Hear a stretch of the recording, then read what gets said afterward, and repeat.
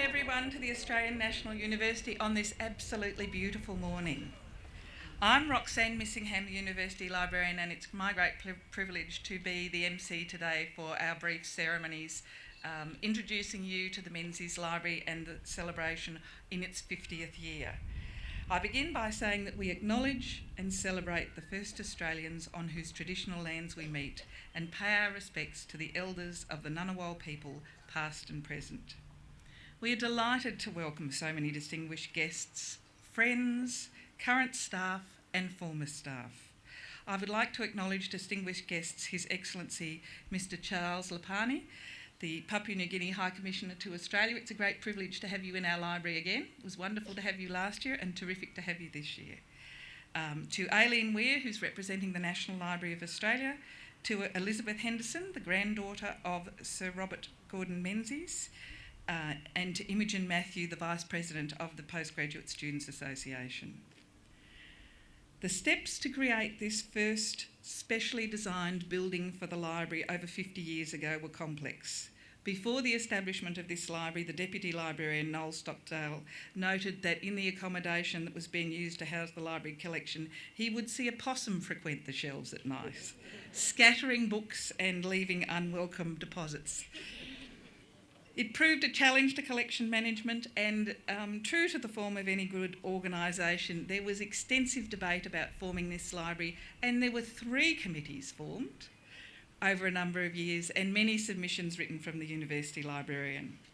There was an impasse in the university that was resolved by a telex from the Prime Minister to the Vice-Chancellor Melville, that said, "I am satisfied that for reasons of both time and money," David, you'll be pleased to see efficiency arguments won the day, "the present library plan should be proceeded with forthwith. I regard the matter as urgent.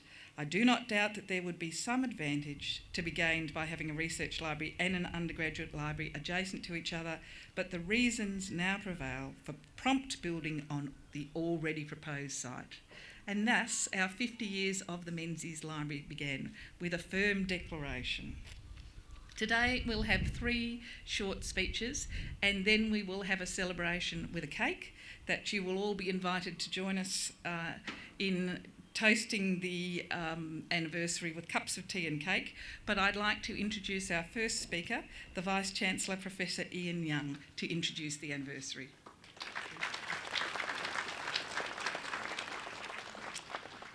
Well, thank you, Roxanne, and welcome to everybody. This is truly standing room only, so we've been successful, I think, in attracting certainly a great audience for today's events. I think anyone who comes to ANU is struck by the architecture, some of it wonderful, some of it less wonderful, and I think this is certainly one of the more striking buildings at the upper end of that wonderful architectural range that we've got at ANU. It certainly is one of the, I think, unique and iconic buildings of this campus. I was struck also by Roxanne's comments about wildlife, because one of the things about universities is that there's a lot of sameness over the years, and I have to say that possums and rabbits are something which still occupy a not insignificant amount of my time as well. So the challenges of a campus such as this one. On the 13th of March 1963, Her Majesty Queen Elizabeth II declared open the R.G. Menzies building of the University Library, and today we celebrate its 50th anniversary.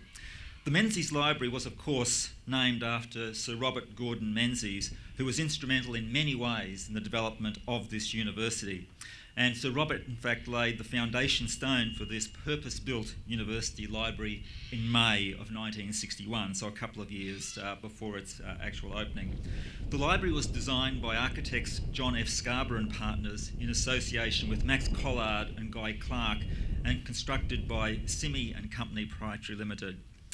Over the years, the building has undergone many major alterations to accommodate different phases of growth and community use of the library holdings.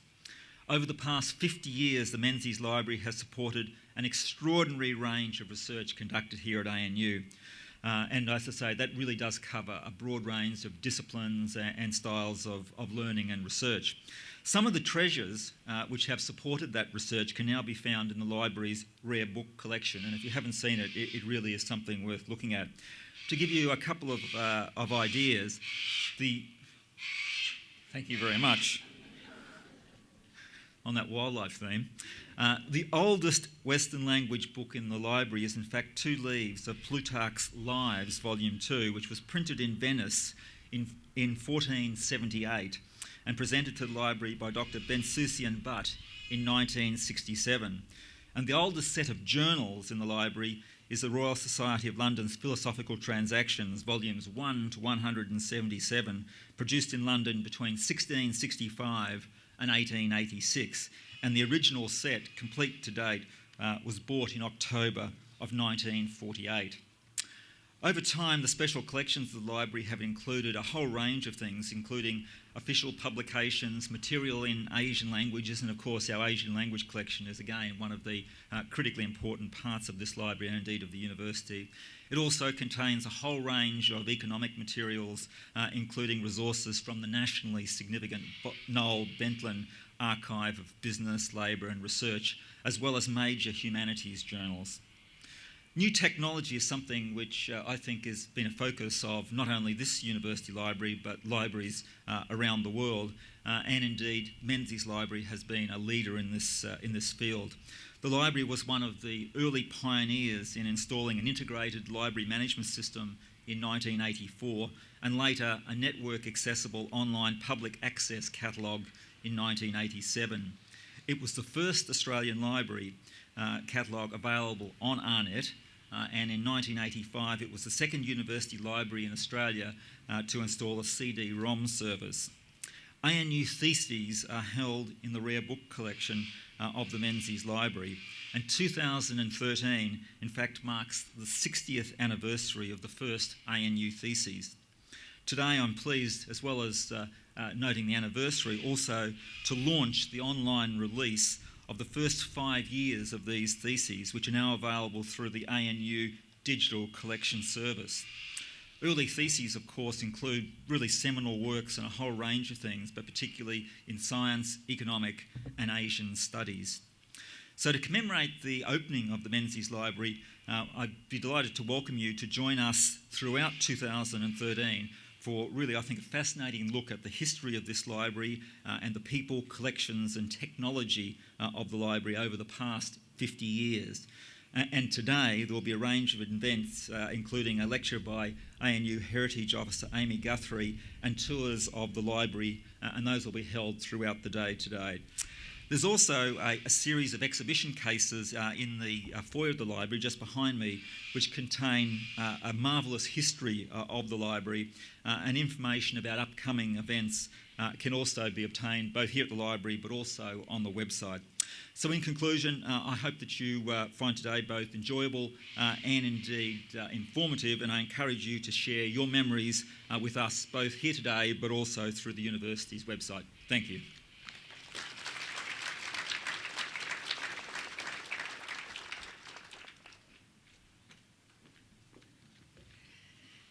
Now, our second speaker today is Imogen Matthew, who's Vice President of the Postgraduate and Research Students Association, who's going to say a few words about the contribution of the Menzies Library to postgraduate student research in the Australian National University. Please. Thank you. Thanks, Roxanne, and good morning to the distinguished guests, visitors, staff and students gathered here on this superb morning. Isn't Canberra the best? I would like to begin by acknowledging and celebrating the first Australians on whose traditional lands we meet, and pay my respects to the elders of the Ngunnawal people, past and present. I am a new PhD student, having just finished a 2-year master's here at the ANU. Like all good new PhD students, I've been thinking a lot about how to do the right thing from the beginning. I've been thinking about what bibliographic reference manager to use, how to take notes, how to keep track of my notes, how to manage my time effectively. Amongst these questions was the vexed issue of whether, and more precisely how, I should go paperless. One of the big things I've been considering is not printing my PDFs and reading them on the screen instead. Pretty scary. Well, it is for me. And a big change, but a necessary one. I asked my friends for their thoughts on the best program which allows not only reading PDFs on screen, but to annotate and highlight as well. One of my friends advised me to get a tablet, adding that he had bought one so that, and I quote, he never has to touch paper again. This extreme aversion to paper prompted the rather surprised expression on my part that you make it sound as if paper has leprosy, to which he replied quite succinctly, you make it sound as if it doesn't. Touché. I tell you this story to illustrate the tension between the hard copy and the soft, between the physical book or paper and the electronic text we read on screen. It is a constant and not always elegant juggle between the two, one that libraries are engaged with just as much as students as myself. I think as we head further into the digital age, books, the physical books, may in fact lessen in significance. But I don't think that this will lessen the significance of libraries, in the same way that offering free online courses, the infamous MOOCs, anyway lessens the importance of physical universities. The Menzies Library, and in a way the ANU itself writ small, is a place that means more than simply books. It means knowledge, the production of, the deepening of, the enriching of, the acquiring of, the facilitating of. Whether this comes in a digital or physical format, as long as there is a place for knowledge in the world, there will always be a place for libraries. Which is why, as we gather here today to celebrate the Menzies' 50th birthday, we can equally look forward to and anticipate celebrating its 100th, 150th, 200th and beyond. So on behalf of all students, postgraduate as much as undergraduate, I would like to offer up my thanks to all those, past and present, for their investment in our education and our future through the library. The often silent appreciation of the library is today made audible, and though silent appreciation is perhaps the most fitting gesture of thanks for a library, it is by no means the only way in which we celebrate this treasure. So thank you and happy birthday.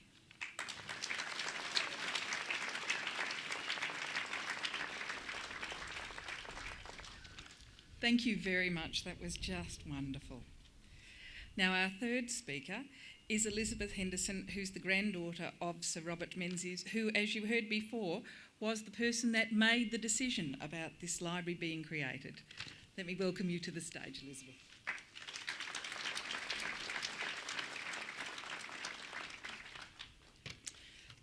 Good morning, everyone. Golly, if I'd known there were going to be this many people, I would not have agreed to stand in for my mother. Before I read my mother's words, I would just like to tell you that she would be here if she could, and it is not from lack of interest or determination that she is not here. She's currently in hospital recovering from a total knee replacement. Perhaps I'll give you two examples of the sort of determination my mother has when she really wants to do something and also when she wants to avoid doing something. As any of you have experienced surgery know, total knee replacement is quite painful, and the surgeon always tells you that you must do your physio 5 times a day as soon as the surgery is done. My mother has managed to get through the surgery and all her physiotherapy without anything stronger than a Panadol. Another example of my mother's determination is a story from when she was in the Philippines with my father. They were at a dinner party hosted by Mr. and Mrs. Marcos. Mrs. Marcos was fond of performing songs at the end of a dinner party and would always ask a guest to sing before her. If that guest sang well, but not too well, they would be asked to sing again at any dinner party they attended in future with the Marcoses. Mrs. Marcos probably thought she had a pretty safe bet asking my mother to sing, as my mother had attended the Conservatorium of Music in Melbourne before marrying my father. However, Mrs. Marcos hadn't counted on my mother doing whatever she could to ensure she would not have to do a repeat performance. Naturally, my mother agreed when Mrs. Marcos asked her to sing. She stood up and in her loudest, flattest voice sang "My Mavis Waits for Me Beneath the Deep Blue Sky." She managed to get to the end of the song despite my father having to stuff his napkin in his face to control his laughter. Needless to say, she was never asked to perform again. I have learned from this story, and this is likely to be the last speech I will ever be asked to make on her behalf. And now for my mother's words. Here I am, stuck in hospital, when I would much rather be with you celebrating the 50th birthday of the R.G. Menzies Library.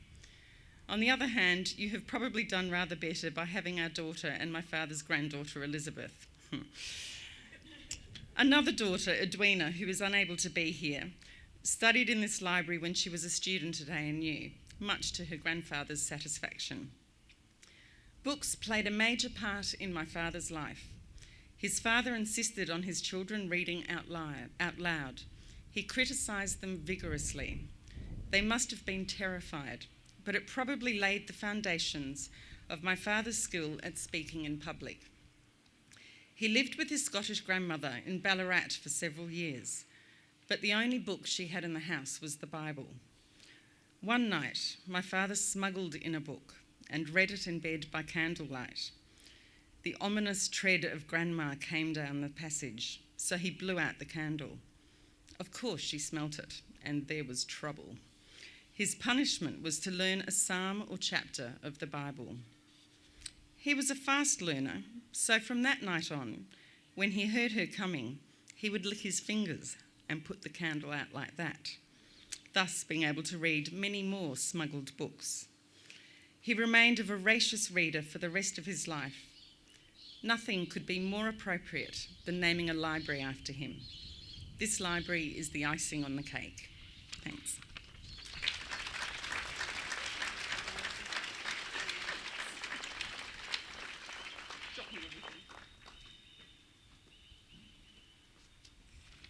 That was wonderful and inspiring. Thank you.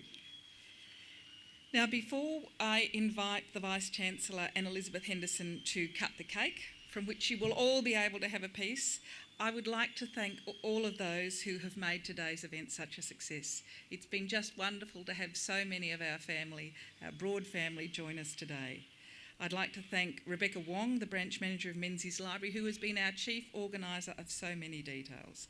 The exhibition production team include Deveni Temu, Amy Chan, Daryl Dorrington, Imogen Ingram, Emily Rutherford, Margaret Avard, and the outreach team also contributed to these creative works and the website. Amy Guthridge, the ANU Heritage Officer, has made a wonderful contribution, and you can hear her speak at 11:30 today.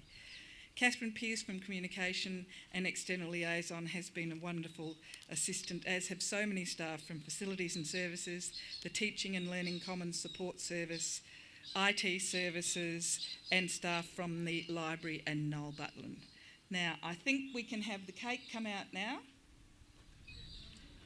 for the cutting with the ceremonial knife. And I'll also just remind you, not only are there programs and exhibitions, but inside we have a visitor's book, which I would be very pleased if you would all sign today.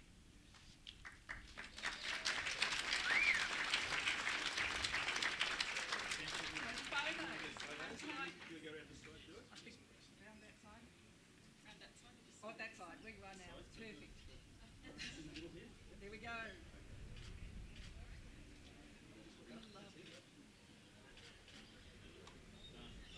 Well done.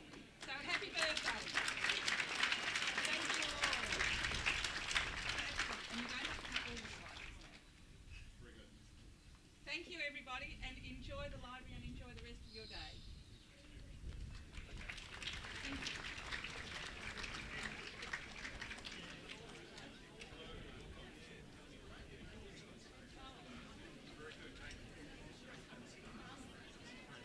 I'd like to be closer.